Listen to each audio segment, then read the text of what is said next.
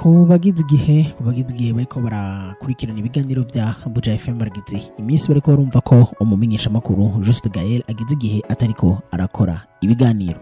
Uwo menyesha makuru rero yaragerageje kwegerwa na bamwe mu bamenyesha makuru bagenzi kugira ngo bamusabe gusobanura neza canke gutanga umuco ku mpamvu zoba zitumye uno menyesha makuru atakiri muri iyo samirizi, mu gihe dusanzwe tuze ko ari nawe mushasha twavuga ko yasa n'uheruka kuboneka muri iyo samirizi. Mu biganiro muri icyo kiganiro yagiranye na bagenzi bacu bakorera Isaac TV yagerageje gusobanura impamvu aho bamubajije ibibazo hafi nka bibiri gusa, twavuga ko twafatiye hamwe ari byo bibazo bijanye n'ikinjura giwe muri no kutaboneka kwiwe muri ibyo biganiro. Ikibazo kimwe bamubajije impamvu ashobora kuba atabonekamwo, nimba ari byo atakibonekamwo. Yavuze ko haheze ukwezi neza atakibonekamwo, ariko ngo hari utwari twamufatiriye dutuma aba atakibonekayo, nayo ku mpamvu nyeze nazo zatumye ashobora kuba atakiriyo. Uno menyesha makuru akaba adatomora neza, ariko akavuga ko bizomenyekana mu misiza. Mu makuru ko rero yari umumenyesha makuru yamubajije yari afise harimo ko ashobora kuba atariyo kubera hariho ikiganiro yakoranye na Darlene bituma badahuza by'ukuri ku kintu kimwe, anoneho ngo bituma amajambo yakoresheje canke uburyo yabivuzemo ngo bimutera kudashobora gusura kandi kumukuja mu gihano kugira ngo noneho ntasubire kumvikana muri ibyo biganiro. Umumenyesha makuru rero yavuze ko atari byo kubera ko kuvyo bariko baravuga ko byo reka ramubaza ko uvuga ikiganiro kigize imisi gica kuri Siren Vibe, aho kigize imisi gikorwa n'abagore bane, noneho bakavuga ku bijanye n'ubuzima bw'urukundo canke n'ubuzima bw'imyororokere. Muri ico kiganiro rero ngo hariho abo bakorana na Juste Gaël ngo baba batashimye by'ukuri yuko yabajije canke uburyo yabivuzemo, noneho ngo bituma baja kumwitwarira kugira ngo ashobore guhagarikwa. Umviriza ico Juste Gaël yabivuze ko noneho tweze igituma Gaël takimwumva kuri Buja FM bakora zinduka umenga na hit connection voilà kwita kimwumva bimeze gute, yagiye he muzo mutubarize. Juste Gaël ndingalo numbora twicara tukimwumva muri hit connection na zinduka. Nibaza ko akiri mwanya ngana gute mbe nariko ndavuga Semaine zashika cyari 2 semaines ibintu byaguca ndumva ko udakurikirana radio Gaël umviriza n'ibintu bya 2 semaines je ndabizi reka kuncanganya no waje kumfata shinje ndakuvuga aciye mwide me okay.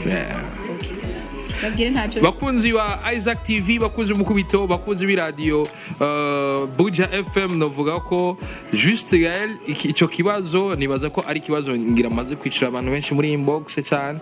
Juste Gaël ari ngaha yari mutundi dukogwa yarafatiriwe, kandi nibaza ko haba ku mutima no mu bikorwa vyanje Buja FM yabana jewe nta kintu nakimwe turashikiriza yuko atabikorwa bikiriyo. Sasa vuba cyane nibaza ko Imana ibishatse muzoro nk'umuco akora dukwepe kibazo ujyana kwishuye Buja FM yarigeze Biblia yuko ibi je narigeze vuga yuko hari ikibazo gidahari oya gusa biravugwa usanga ndani muri mission na muri Tanzania. Apana je nagwa ndamubona ngaha Juste Gaël ngo amakuru avuga yuko ngo Juste Gaël yahevye gukora ngo muri kuri Buja FM ngo kubera ko hari ibintu yavuze bitabikenewe ko avuga, kandi arazwi i radio ngira bari en direct ni ibintu nyene udashobora gukuramo nivyo mu bintu byerekeye umuririmbyi no hano. Oya sivyo Gaël reka kumpepera ibibazo nyinshi. Oya sindiko nakubesha jewe ni hayihangiro ryo guteza imbere umuziki w'u Burundi, kubandanyisemo aho bakuru bacu bagejeje.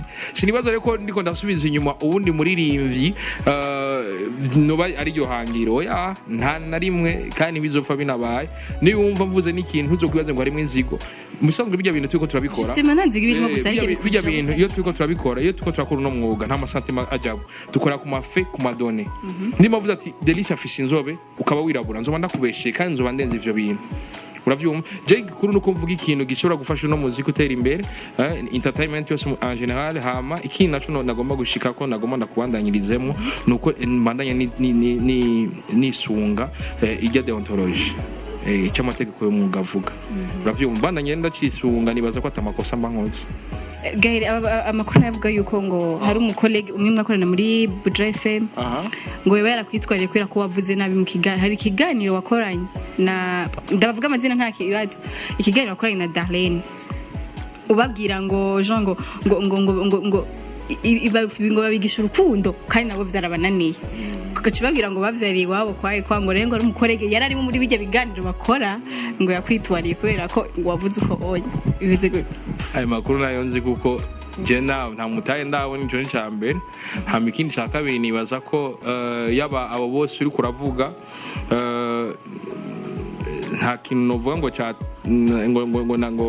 barigeze bambwira ngo hana ngo ntitwabishimye basaba ngo kurako igihano cagira ibi n'ibi bivuga ko batabishimye je nibaza ko ubaye wa mbere uko bimbwiye ariko hasigaye abumbwiye nta muntu n'umwe yigeze azarambwira ko atashimishijwe n'ikiganiro. Muraheje kumva rero uko uno mwigisha makuru wacu aheje kubishikiriza reka ndabashimira rero kuri mikoro kijeho kingian ku ndabasigire ngaho musi muri commentaire nimba mufise icyumviro mushaka gushikiriza duhurira muri musi muri commentaire noneho tubiyege.